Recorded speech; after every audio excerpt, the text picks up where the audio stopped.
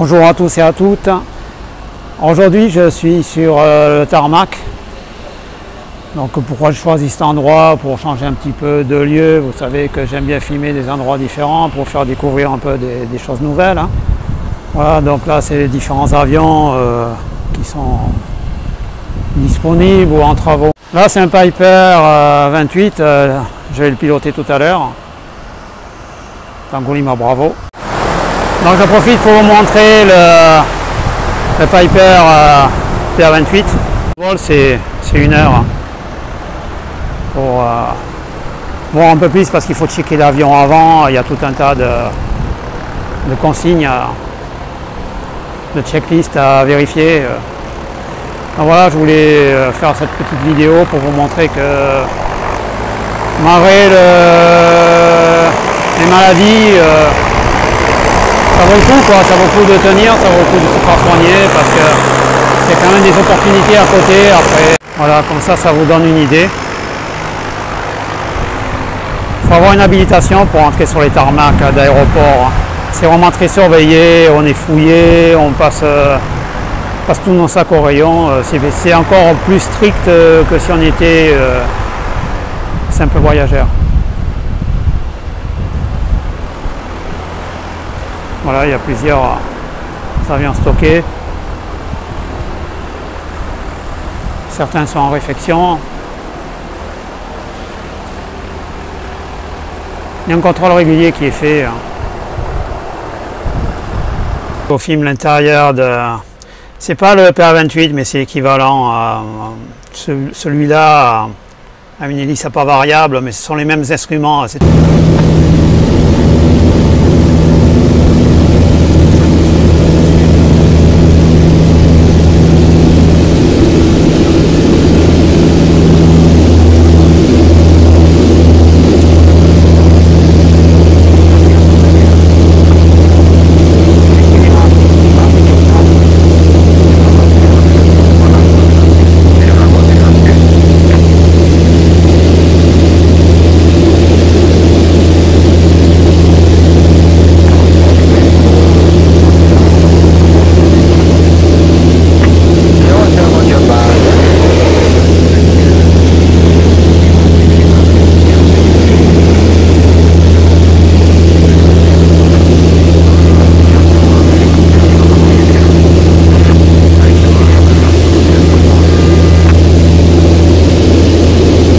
Un petit peu original dans un avion. Je voulais vous parler de l'histoire d'une personne qui est partie chez les moines en Thaïlande pour faire une retraite.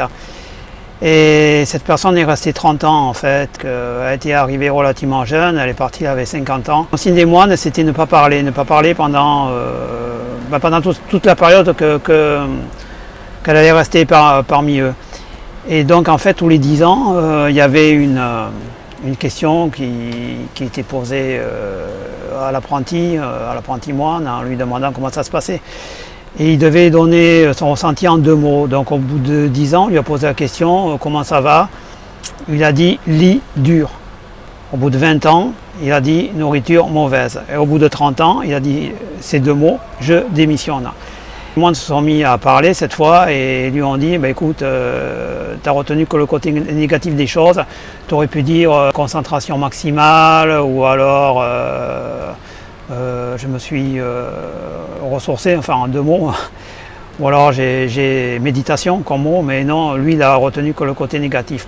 Et donc ce que je voulais vous dire, c'est qu'il faut essayer de retenir le côté positif.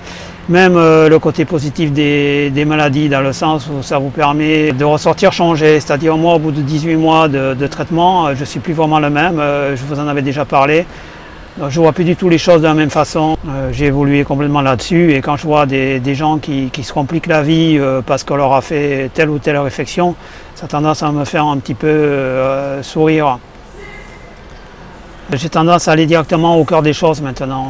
J'ai quelque chose à dire, je le dis, ou alors je m'en moque totalement. Et puis également aussi, ça m'a permis de sélectionner un peu les gens autour de moi, c'est-à-dire c'est pas que je suis devenu plus sélectif, mais ça m'a ouvert la porte vers de nouveaux horizons, de nouvelles personnes. Le seul problème, je dirais, qu'il y a avec cette maladie, avec le cancer, c'est que vous avez tout le temps peur que ça revienne. Enfin, pour mon cas, c'est ça.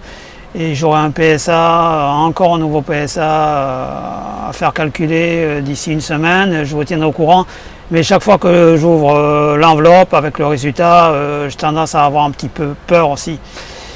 Et au niveau peur aussi, le cancer m'a permis d'évoluer dans le sens où avant j'étais beaucoup plus à l'aise dans le monde aquatique, c'est-à-dire je suis nageur, hein. J'ai toujours nagé, j'ai toujours fait du crawl, c'est un petit peu une passion chez moi, j'aime la mer. Et là je suis devenu à l'aise dans le monde aérien, c'est-à-dire avant j'avais beaucoup de vertige, énormément je dirais, énormément de vertige, hein. C'était vraiment affreux. Et je me pose la question comment je vais réagir le jour où je vais piloter un avion. Ben, en fait, ça se passe vraiment très bien. Je suis vraiment à l'aise et ça m'a surpris, j'ai aucune appréhension. Je pense que le fait d'avoir un certain recul m'aide aussi à réagir à ce niveau, à m'adapter au monde aérien. Dans la prochaine vidéo, on va porter vraiment sur l'état de rémission, qu'est-ce que c'est, comment ça se passe. Au niveau expérience, au niveau vécu, au niveau appréhension, je vais vraiment détailler tout ça. La vidéo d'après sera faite sur le maniement des doubles sabres. J'avais fait une vidéo sur le maniement du bâton, des vidéos sur la musculation, un petit peu sur la course à pied. Donc la prochaine portera sur le maniement des doubles sabres, un sabre dans chaque main. Et une autre portera aussi sur l'entraînement, encore une fois, course à pied, et natation. Comment développer le mental, comment essayer d'entretenir un esprit guerrier, parce que c'est ce qu'il faut. Le cancer, c'est une sale bête qui vous attaque et il faut vraiment se concentrer pour la combattre. C'est un vrai combat, je veux dire, c'est un combat physique, hein. Enfin, en tout cas, pour moi, c'est ça.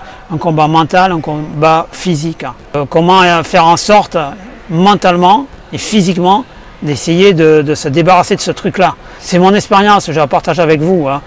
Après, vous n'êtes pas obligé d'adhérer, mais ça vous donne une espèce de ligne de conduite. Vous pouvez très bien vous dire que vous soyez homme ou femme.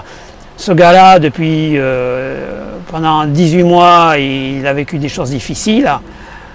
Je vous rappelle que maintenant, ça fait 7 mois que j'ai arrêté tous mes traitements. Et il est toujours en vie. Donc, pourquoi pas moi?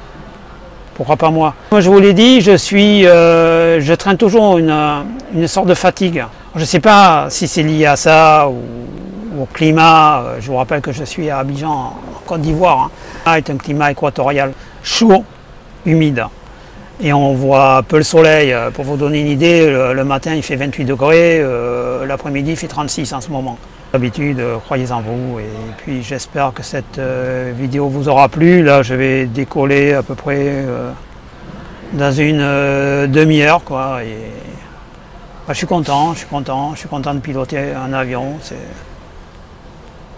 Ça valait le coup, de se faire soigner, ça valait le coup de tenir, ça valait le coup d'endurer tout ça. Voilà, merci à vous.